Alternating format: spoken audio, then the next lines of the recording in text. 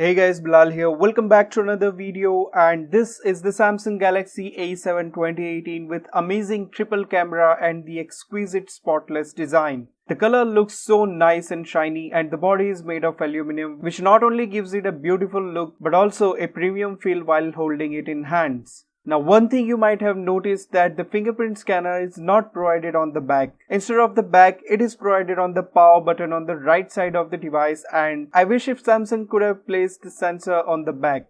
The power button here is not that easy to press because it is so flat and not bumped up. That's why you have to concentrate a little bit while pressing the button. The display is Full HD Plus resolution 18:9 aspect ratio Super AMOLED screen, which means the quality is great and there is not any issue regarding the sharpness and colors. And one thing I would like to say here is that Samsung is known for the best infinity display with tiny bezels in its flagship devices, for instance the Galaxy Note 9. But when you look at the display, it's not that good as per the expectations. Well, the top and the bottom chins are tolerable here. After all, it's an 18:9 aspect ratio. But the side bezels are thicker than it should be. And Samsung could have at least made the side chins thinner so that it could look better than this one. Anyways, still it is a good display because it is a Super AMOLED screen. But let me know your thoughts about the bezels of this device. The A7 comes with the Android Oreo 8.1 Cortex A53 octa-core processor, which almost performs just like the Snapdragon 660 processor. 6 inches 18:9 aspect ratio Super AMOLED screen, 4 or 6 GB of RAM and 64 or 128 GB internal storage with dedicated slot for an SD card which supports up to 512 GB external storage, which is really impressive.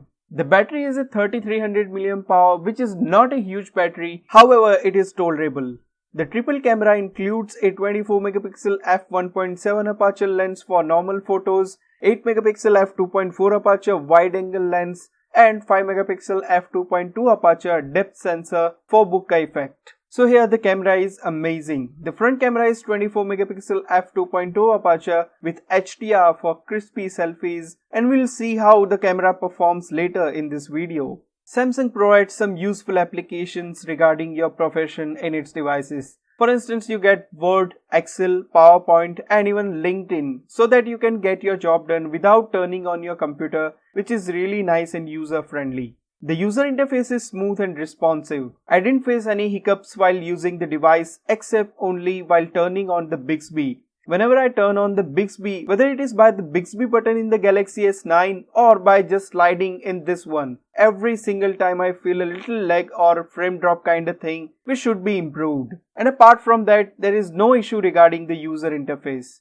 The fingerprint sensor is given on the power button and the design of the power button is narrow, so the sensor can't perform that good as it performs in the circular shape. In fact, this fingerprint scanner performs slower while unlocking the device. It takes more than a second to unlock the device, however, it recognizes the finger within a second. Okay, let me explain.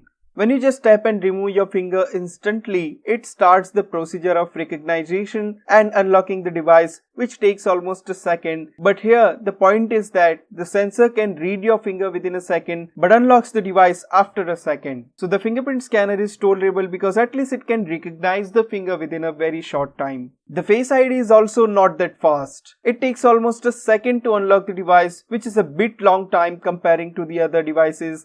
And it's not tolerable because it is a bit slower than you expect. So I wish if the Face ID could be a bit faster. And one thing I would like to mention here is that if you have enrolled your thumb on the fingerprint scanner and you just try to unlock the device by the Face ID by tapping on the power button by the same thumb which you have enrolled on the fingerprint sensor, then the fingerprint scanner will recognize your thumb before the Face ID reads your face, and without recognizing your face, the device will be unlocked by the Touch ID, which really seems funny. So let me know your thoughts about the security features in the Galaxy A7. Now let's talk about the thing which attracts the people towards the device, the triple camera. So Samsung has done something unique this time and tried its best to impress the customers by providing really cool camera. There are 3 lenses I've already mentioned, so the camera specs on the paper are interesting. But does it perform that good as we expect? Well, let's find out. Okay, this picture is taken in the normal mode by the 24 megapixel camera and the quality is superb. Here the textures are so crispy thanks to 24 megapixel lens. Now this is a wide angle mode and again very nice quality with more area than the previous one.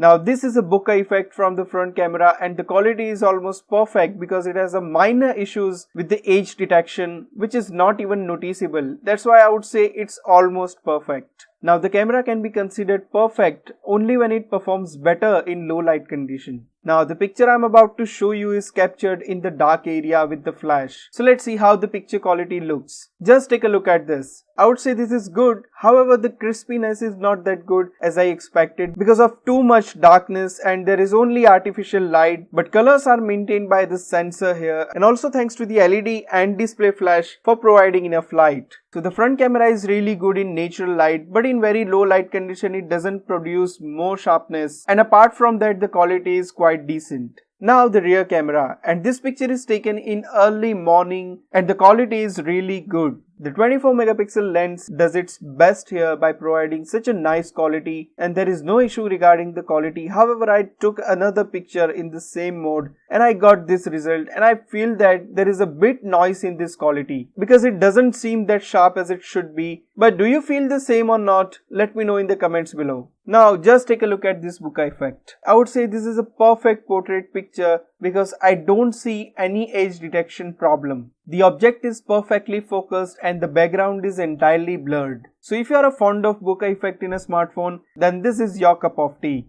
The rear camera rocks in very low light condition by providing amazing quality. The colors are natural, sharpness is also there, and there is not any noise even in very dark area, which means the picture quality is really good. There are some funny emojis provided to have fun with the camera. So Samsung has done a great job by not only providing the triple camera but also making the camera decent at producing nice pictures. The Galaxy A7 is a good device with the spotless design, amazing triple camera with decent picture quality, Super AMOLED screen. You can have 512 GB external storage in it, which is great. 3300 mAh battery, and the performance is quite decent. Anyone can be better than this one if you get the 6 GB RAM variant. So would you buy this device or not? Let me know in the comments below. And that's all.